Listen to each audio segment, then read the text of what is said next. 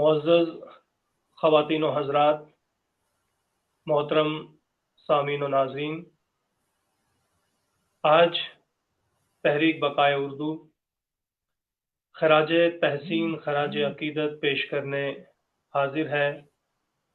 उर्दू के मोतबर, मुमताज़ नक्काद, फिक्शन निगार, शायर और रुझान साज, रिसाला शब खून के मुदीर और जदीदियत के इमाम प्रोफेसर शम्सुर रहमान फारूकी के हवाले से, और इन पे बात करेंगे रियासत जम्मू व कश्मीर के ही नहीं बल्कि उर्दू अदब के एक जय्यद आलम, बेहतरीन उस्ताद, नक्काद, मुहक्किक, मोहतरम प्रोफेसर कुद्दूस जावेद साहब, जो साबिक सदर रह चुके हैं कश्मीर यूनिवर्सिटी के और सेंट्रल यूनिवर्सिटी कश्मीर के।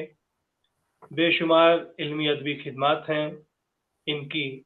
यही वजह है कि इन्होंने खुद भी तहकीक और तनकीद के मैदान से वाबस्ता हैं, और यही वजह है कि शम्सुर रहमान फारूकी जैसे बेहतरीन और मैं कहूँगा कि तनकीद के मैदान में नुमाया कारकर्दगी कर गुजरने वाले शख्स के हवाले से आज गुफ्तगू करने के लिए यहाँ आमादा हुए हैं। बहरहाल मैं सबसे पहले प्रोफेसर कुद्दूस जावेद साहब, आपका इस्तकबाल करता हूँ, आपको खुशामदीद कहता हूँ कि आज इस सानहे पे आज इनकी इस कदर हमारी जो अदबी दुनिया में खला पैदा हुआ है शम्सुर रहमान फारूकी के हवाले से, उन पे बात करने के लिए आप हमारे दरमियान हैं। बनाएंगे नई दुनिया हम अपनी, शम्सुर रहमान फारूकी साहब फरमाते हैं कि बनाएंगे नई दुनिया हम अपनी, तेरी दुनिया में अब रहना नहीं है। तो मैं इसी अशार के साथ आपसे दस्तबस्ता गुजार हूँ कि आप इनके फ़न और शख्सियत के हवाले से हमारे नाजरीन को, हमारे सामीन को इस कदर जो है मालूमात फराहम करें कि उन्हें भी मालूम हो कि ये अदबी दुनिया का जो दरख्शंदा सितारा था, गरूब होने पर किस कदर खिला जो है हमारे यहाँ पैदा हुआ है। तो बेशक ये जनवरी 15, 1936 में पैदा हुए थे। बहरहाल आप इनके फ़न और शख्सियत के हवाले से हमारे नाजरीन और सामीन को बताएं। जी शुक्रिया इरफान आरिफ साहब। ये एक बहुत ही नाजुक मरहला है कि शम्सुर रहमान फारूकी जैसे अजीम ज़माना साज और रुझान साज नक्काद की रहलत पर अपने जज्बात और तासुरात का इजहार किया जाए। असल में ऐसे नाबगा, ऐसे मोतबर अदबी शख्सियात बरसों के बाद पैदा होती हैं, और जब ये जाते हैं तो गोया पूरे आलम रह जाता है। लेकिन बहरहाल शम्सुर रहमान फारूकी जिन्हें एक नशिस्त में गिनवाया नहीं जा सकता। मैं, जैसा कि आपका हुक्म हुआ है, शख्सियत और उनके कारनामों और तनकीद निगारी के बारे में चंद तासुरात रखने की जसारत करूँगा। दरअसल उर्दू तनकीद के असरी मंजरनामा में शम्सुर रहमान फारूकी और गोपी चंद नारंग की हैसियत आफताब व महताब की रही है। उर्दू अदब के दैरो हरम में इन्हीं दो अजीम हस्तियों के दम कदम से रौनक थी। लेकिन आज फारूकी का अचानक महफिल से उठ जाना उर्दू अदब में बेसमती और कमयारी का सबब बन सकता है।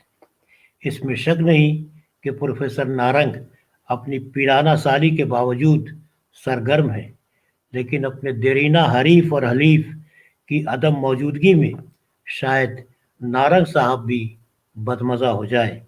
नारंग और फारूकी दोनों एक दूसरे का आईना थे, लेकिन अब फारूकी साहब के इंतकाल के बाद ये आईना टूट चुका है। फारूकी 10 जनवरी 1936 को उत्तर प्रदेश के ज़िला प्रतापगढ़ में पैदा हुए। 1955 में इलाहाबाद यूनिवर्सिटी से अंग्रेज़ी में एमए किया। कुछ अरसा एससी कॉलेज बलिया यूपी और एसएन कॉलेज आजमगढ़ में अंग्रेज़ी के लेक्चरर की हैसियत से मुलाजमत की। बाद अज़ां इंडियन पोस्टल सर्विस ज्वाइन किया। आला ओहदों पर फायज रहे और 1994 में मेंबर पोस्टल सर्विसेज बोर्ड की हैसियत से रिटायर हुए। एक तवील एलानत के बाद अभी गुज़िश्ता 24 दिसंबर फारूकी के अमालनामे में 30 से ज़्यादा तसनीफ़ात और तालीफ़ात हैं। उनकी चंद शाहकार तसनीफ़ात के नाम इस तरह हैं: शेर गैर शेर और नस्ल, तफ़हीम गालिब, शेर शोर अंगेज़, जिस पर ये मीर तक़ी मीर से मुतल्लिक इस तसनीफ़ पर उन्हें हिंदुस्तान के सबसे बड़े अदबी इनाम सरस्वती सम्मान से नवाजा गया था।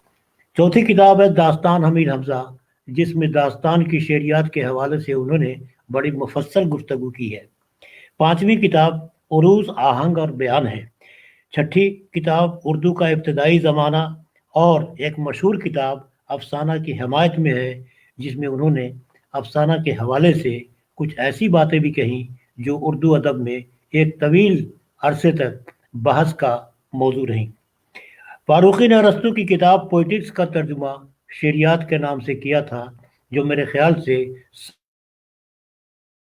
जितने भी तर्जुमे किए गए हैं, चाहे वो अजीज़ अहमद ने किए हो या और किसी और ने, उनमें सबसे बेहतरीन तर्जुमा जो अरस्तू की किताब पोइटिक्स का हुआ है वो फारूकी का शेरियात के नाम से किया गया तर्जुमा है। फारूकी साहब मुल्क और बैरून प्रोफेसर और प्रोफेसर एजाजी की हैसियत से वाबस्ता रहे थे। फारूकी के एक अफसानों का एक मजमुआ सवार के नाम से शाया हो चुका है। एक नावल भी कई चांद थे सरे आसमां कई साल पहले शाया हुआ, और गालिबन उनका एक और नावल भी अभी मंजर आम पर आया है। उनका शेरी मजमुआ भी शाया हो चुका है। फारूकी साहब का रिसाला शबखून उर्दू की अदबी सहाफ़त में एक मोजज़े का हुक्म रखता है। फारूकी ने अपनी अदबी ज़िंदगी का आगाज़, ये बड़ी दिलचस्प बात है कि फारूकी साहब ने अपनी अदबी ज़िंदगी का आगाज़ अफसाना निगारी से किया था और शेर भी कहते थे। इलाहाबाद की अदबी महफिलों में शेर, नज़्म और अफसाने सुनाया करते थे। बल्कि उनके भाई महबूब फारूकी ने लिखा है कि एक बार शमसुर्रहमान फारूकी किसी महफिल में जदीद तर्ज का एक अफसाना पेश कर रहे थे कि कुछ लोगों ने अफसाना को फहश करार देते हुए उन्हें अफसाना पढ़ने से रोक दिया। फारूकी बहुत बददिल और बदहज़ हुए और उसके बाद एक अरसा तक अफसाना लिखना तर्क कर दिया। मुमकिन है बाद में उन्होंने अफसाना की हिमायत में अफसाना को जो एक तीसरे दर्जे की सिन्फ करार दिया हो, ये उनके इसी यानी जज्बे का इज़हार हो। उर्दू में तनकीद फारूकी से पहले भी थी। हाली आज़ाद से कौन वाकिफ़ नहीं है। कलीमुद्दीन अहमद, एहतशाम हुसैन, मोहम्मद हसन, हसन अस्करी, अख्तर उरैनवी, सिब्ते हसन, मोहम्मद अली सिद्दीकी वगैरह फारूकी के बुज़ुर्ग मुआसरीन में थे। इसके अलावा वज़ीर आगा, वहाब अशरफी, हामिदी कश्मीरी, शमीम हनफी, अतीकुल्ला, मोहम्मद सादिक, काजी अफजाल हुसैन वगैरह तकरीबन हम उम्र ही थे। लेकिन फारूकी साहब का सबसे ज़्यादा साथ निभाया गोपी चंद नारंग ने, जो गर्ज से उम्र में उनसे कुछ बड़े थे, लेकिन अल्लाह उनको हयात दे, वो बाकी हैं और सरगर्म हैं। ये दोनों हज़रात एक दूसरे के पूरक थे या एक दूसरे की तकमील करते थे। इन्हीं दोनों के यानी नारंग और फारूकी के अदबी धौल धप्पा से उर्दू दुनिया में कई तरह की सरगर्मियां शुरू होती थी और ख़त्म भी होती थी। मकबूलियत और रुदाब की बड़ी वजह ये रही कि उर्दू ज़बान व अदब का शायर ही कोई ऐसा पहलू हो जिस पर इन दो लसानी व असलूबियाती या मौजू और इज़हार बयान के हवाले से بھی تجربات ہوتے تھے یا نئے نظریات اور رجحانات سامنے آتے تھے، یہ دونوں حضرات ہی سب سے پہلے اپنی تحریریں ان پر سامنے لا کر کے اردو دنیا کی رہنمائی کرتے تھے۔ یہ بات درست نہیں کہ ان دونوں بزرگوں نے اردو دنیا کو دو الگ الگ منطقوں یا خیموں میں تقسیم کیا تھا۔ یہ بات اردو دنیا میں عام طور پر مشہور ہے کہ اردو دنیا دو خانوں میں یا دو گروپ میں بٹا ہوا فاروقی صاحب کا، لیکن یہ بات غلط ہے اور کم فہمی کا نتیجہ ہے۔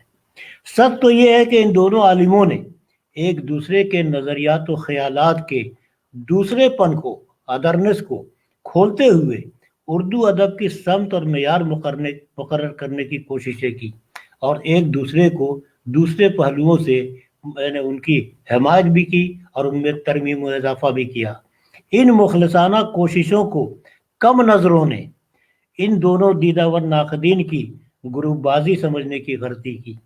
دونوں ہی ایک دوسرے کا حد درجہ احترام کرتے تھے اور یہ مانتے تھے کہ اردو شعر و ادب کے کسی بھی نظریاتی، لسانی، فنی یا جمالیاتی مسئلے کو ایک دوسرے کے ساتھ مل کر ہی باہم صلاح و مشورہ کے ساتھ حل کیا جا سکتا ہے۔ اس میں شک نہیں کہ نارنگ و فاروقی کے نظریات میں جہاں بعض اختلافات تھے اور ادب پنپتا ہی ہے اختلاف سے اور تضاد سے، افتراق سے، وہیں ان کے درمیان بہت سارے معاملات میں یعنی اتفاق رائے بھی تھا۔ مثلا دونوں اس بات پر متفق تھے کہ روایتی ترغیب، دونوں یہ مانتے تھے نارنگ و فاروقی کہ روایتی تنقید کے موضوعی اور تاثراتی انداز کے بجائے ادبی فن پارے کا تجزیہ معروضی، لسانی اور سائنٹیفک بنیادوں پر کرنا زیادہ بہتر ہے۔ اسی طرح دونوں یہ بھی مانتے تھے، یعنی آپ کو یاد ہوگا، ہمارے قارئین اور ناظرین یہ جانتے ہیں کہ 1960 کے بعد بنیادی طور پر جو مسائل ہمارے ادب میں پیدا ہوئے، وہ سب سے بڑا مسئلہ اسلوب کا تھا، یعنی علامتی اسلوب، استعاراتی اسلوب، سادہ بیانیہ اسلوب وغیرہ وغیرہ۔ تو اس سلسلے میں سب سے زیادہ جو بحثیں ہوئی اس پورے دورانیے میں، یعنی 60-70 سے لے کر کے اور 1990 تک، اور آج بھی اس پر بحثیں ہو رہی ہیں۔ تو ان دونوں حضرات نے، یعنی نارنگ صاحب نے اور فاروقی نے، اسلوب کے معاملے میں یعنی متفقہ طور پر یہ کہا کہ اسلوب کوئی خارجی شے نہیں ہے جس سے ادب کی تزیین مقصود ہو، یعنی اسلوب کا استعمال اس لیے نہیں کیا جاتا ہے کہ اس سے فن پارے کے حسن میں اضافہ ہو، بلکہ اسلوب عین ادب پارے ہی کا جزو لا ینفک ہے۔ یعنی جو بھی فن پارہ سامنے آئے گا اس میں ادیب کی اپنی شخصیت، شاعر یا ادیب کی اپنی شخصیت، اس کے اپنے تجربات، اس کی اپنی تخلیقی قوت، اس بنا پر اس کا ایک اسلوب لازمی طور پر سامنے آئے گا، اور یہی چیز اگر کسی شاعر یا ادیب کے ہاں ہوگی تو وہی چیز اس کی انفرادیت کو قائم کرے گی۔ یعنی اگر کسی شاعر کے اندر اس کا اپنا اسٹائل، اپنا اسلوب، اپنا انداز سامنے نہیں آتا ہے تو اس سمجھ لینا چاہیے کہ وہ شاعر یا ادیب جینوین شاعر یا ادیب نہیں ہے۔ دونوں ناقدین کے بیچ اتفاق رائے کی متعدد مثالیں پیش کی جا سکتی ہیں۔ اگر اردو تنقید کے عصری منظرنامے کا تجزیہ کیا جائے تو اندازہ ہوگا کہ عتیق اللہ، شمیم حنفی، ڈاکٹر صادق، ابوالکلام قاسمی، ناصر عباس نیّر اور قاضی افضال وغیرہ اپنی اپنی انفرادیت قائم رکھتے ہوئے کسی نہ کسی زاویے سے نارنگ اور شمس الرحمن فاروقی کی سنت پر ہی عمل پیرا ہے۔ فاروقی سادہ سہل انداز میں منطقی اور توضیحی تنقید کے قائل تھے۔ نارنگ کی تنقید میں سحرکاری ہے، بات رکھتی ہے۔ نارنگ اور فاروقی دونوں مغربی نظریات کو توازن اور تناسب کے ساتھ بڑھتا ہے، لیکن فاروقی کا اختصاص یا ان کی سب سے بڑی خوبی یہ ہے کہ انہوں نے مشرقی شعریات کی بازیافت کی اور ادبی فن پارے کی تفہیم و تعبیر اور تشریح و تنقید کے نئے پیمانے جو شمس الرحمن فاروقی کو تصریح ہے. یعنی یہ چیزیں ہم احتشام حسین کے ہاں بھی دیکھتے ہیں، کلیم الدین احمد کے یہاں بھی دیکھتے ہیں، اعجاز حسین کے یہاں بھی دیکھتے ہیں، سبط حسن نے بھی اس پر بہت لکھا ہے. لیکن براہ راست قاری کے اندر تک پہنچنے کی جو قوت شمس الرحمان کی یعنی انداز نقد میں تھی، تنقید کے انداز میں تھی، وہ ان لوگوں کے یہاں بہت کم رہی ہے.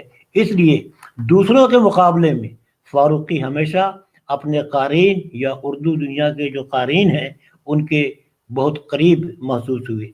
فاروقی اردو میں جدیدیت کے امام تھے، جیسا کہ عرفان عارف نے بھی کہا اور سبھی مانتے ہیں جانتے ہیں.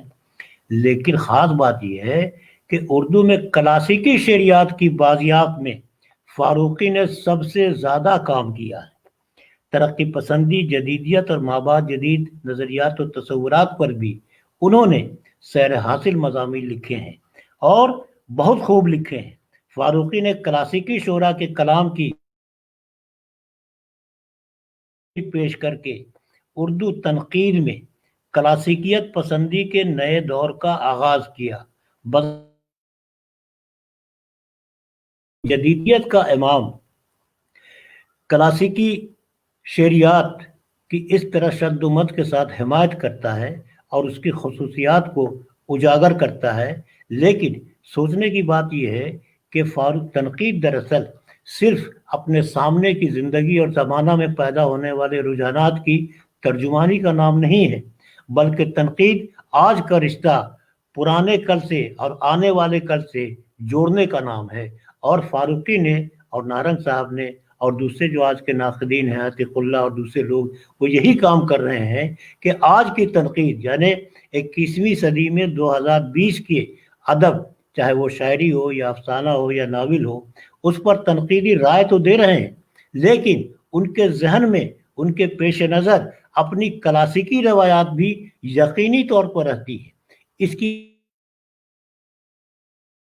سے شمس الرحمان فاروقی کی تصنیف شعر شورانگیز میں نظر آتی ہے، جس میں انہوں نے اپنے قدیم تہذیبی اور ثقافتی اور سماجی خصوصیات کو ذہن میں رکھتے ہوئے شعر شورانگیز میں میر کے اشعار کی معنویت اور اس کے امتیازات کا تفصیلی تحقیقی و تنقیدی جائزہ لیا ہے، اور جگہ جگہ مشرقی ماہرین نقد یا ماہرین علم الشعر ان کا حوالہ تو دیا ہی ہے، لیکن ساتھ ہی ساتھ مغربی شعریات کے جو دانشور حضرات ہیں ان سے بھی استفادہ کرتے ہوئے یہ بتایا ہے کہ شاعری کی تخلیق میں تہذیبی عناصر اور سماجی عناصر اور ثقافت اور اخلاقیات، ان باتوں کی کیا اہمیت ہوتی تھی. تو اس اعتبار سے فاروقی کی جو اہمیت ہے وہ مسلم ہے. فاروقی کی شاہکار تصنیف شعر شورانگیز اس کی زندہ مثال ہے کہ مشرقی شعریات کی کیا اہمیت ہے. آج جبکہ مختلف مغربی نظریات کی یورش اردو ادب پر ہو رہی ہے، یعنی جدیدیت بھی ہے، مابعد جدیدیت بھی ہے، وجودیت بھی ہے، تانیثیت یا فیمنزم بھی ہے، مشرقی شعریات کو زندہ رکھنے کی ضرورت ہمیں محسوس ہوتی ہے. تو اس کے لیے جو ایک رہنما اصول ہمارے سامنے آتے ہیں وہ فاروقی نے ہی یہ سبق پڑھایا ہے کہ کسی بھی فن پارے کو اس کے اندر وہ فن پارہ وجود میں آیا ہے. اس ضمن میں اگر وہ مشرقی شعریات کی تفہیم و تشریح پر زور دیتے ہیں تو اس کی اردو تنقید کے ایک عہد ناقدین یقینی طور پر ہیں، لیکن فاروقی کی کمی کو فاروقیت کے انداز میں کون پوری کر سکے گا یہ تو وقت ہی بتائے گا. بہت بہت شکریہ.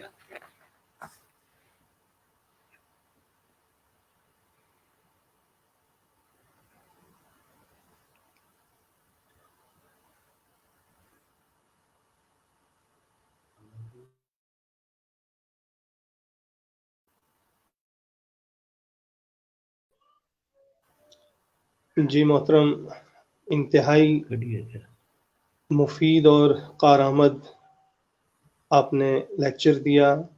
یقیناً ہمارے جو سامعین اور ناظرین تھے انہوں نے اسے قبول بھی کیا اور آپ نے حق بھی ادا کیا. ان کی تمام تر جو شخصیت تھی اور جو بھی پہلو تھے ان کے ادب کو لے کر اور ادب کی جو خدمت جس انداز سے انہوں نے کی تھی، چاہے ناول تھا ان کا لکھا یا چاہے ان کا جو شعری مجموعہ تھا اس حوالے سے، یا جو انہوں نے تراجم کیے ہیں جس اعتبار سے آپ نے شعریات کا ذکر کیا، تو یقیناً بہت ہی مختصر وقت میں آپ نے ان کی شخصیت کے حوالے سے جو باتیں کی ہیں ایک اہم جانکاری فراہم کی ہے.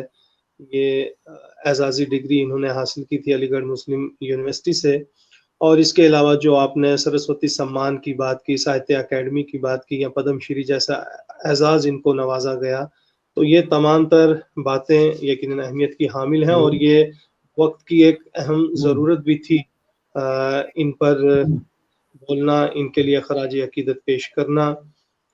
وقتاً فوقتاً بہت ساری ہماری علمی ادبی ہستیاں جو ہیں وہ ہم سے رخصت ہوتی جا رہی ہیں. کل یعنی 11:30 بجے اگرچہ شمس الرحمان فاروقی صاحب کا انتقال ہوا، ٹھیک 9:30 بجے رات کے ہمارے ہاں ایک اور شخصیت جو تھی جموں کشمیر کی، ایک اہم نام تھا شاعری میں، جناب ارج صہبائی صاحب کا، وہ بھی ہم سے رخصت ہو گئے. تو اس حوالے سے ہمیں اپنے شاعروں کا، قلمکاروں کا احترام کرتے ہوئے انہیں خراج عقیدت پیش کرتے ہیں. آپ نے قدو صاحب وقت دیا، ان کے اہم پہلوؤں پر گفتگو کی، اس کے لیے میں تحریک بقائے اردو کی جانب سے آپ کا بھی شکریہ ادا کرتا ہوں، اور مرحومین کے لیے دعا گو ہیں کہ انہیں خدا مغفرت عطا کرے.